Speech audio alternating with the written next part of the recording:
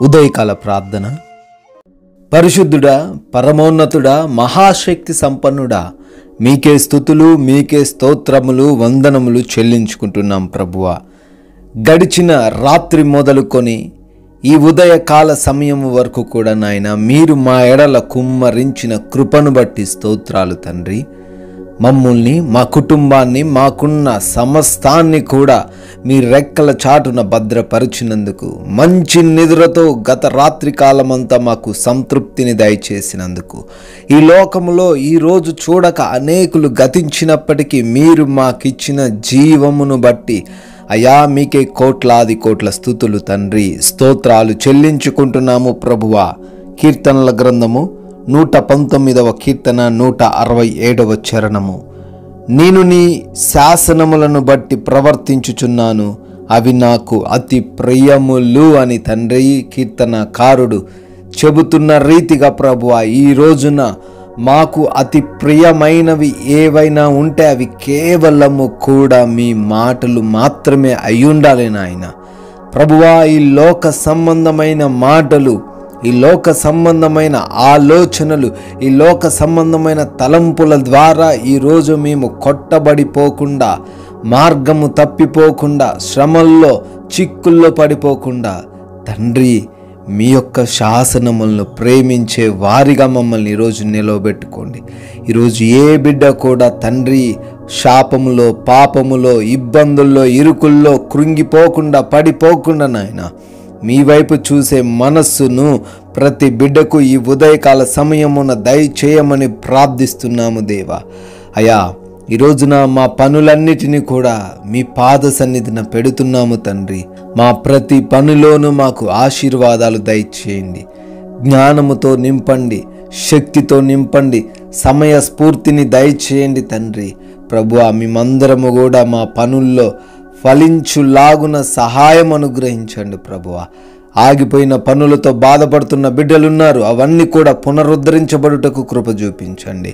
క్రొత్తగా వ్యాపారాలు ప్రారంభిస్తున్నారు, కార్యాలు ప్రారంభిస్తున్నారు, ఉద్యోగంలోకి వెళ్తున్నారు, శుభకార్యాలు చేసుకుంటున్నారు నాయన. వారందరికీ మీరు తోడై ఉండి దీవెనలను కుమ్మరించమని అడుగుతున్నాము తండ్రి. అదేవిధంగా ఈ రోజున మా యొక్క ప్రతి మార్గమును కూడా మీ పాద సన్నిధిని పెడుతున్నాం. మా వాహనాలను మీ స్వాధీనంలోకి తీసుకొనండి తండ్రి. మా మార్గములను మీ స్వాధీనంలోకి తీసుకోండి ప్రభువా. క్షేమకరమైన, సురక్షితమైన ప్రయాణములు ఈ రోజున మాలో ఉన్న ప్రతి ఒక్కరికి దయచేయమని, ఏ అపాయము, ఏ ప్రమాదము ఏ బిడ్డకు కూడా జరగకుండా కాపాడమని ప్రార్థిస్తున్నాం. Thank you lord.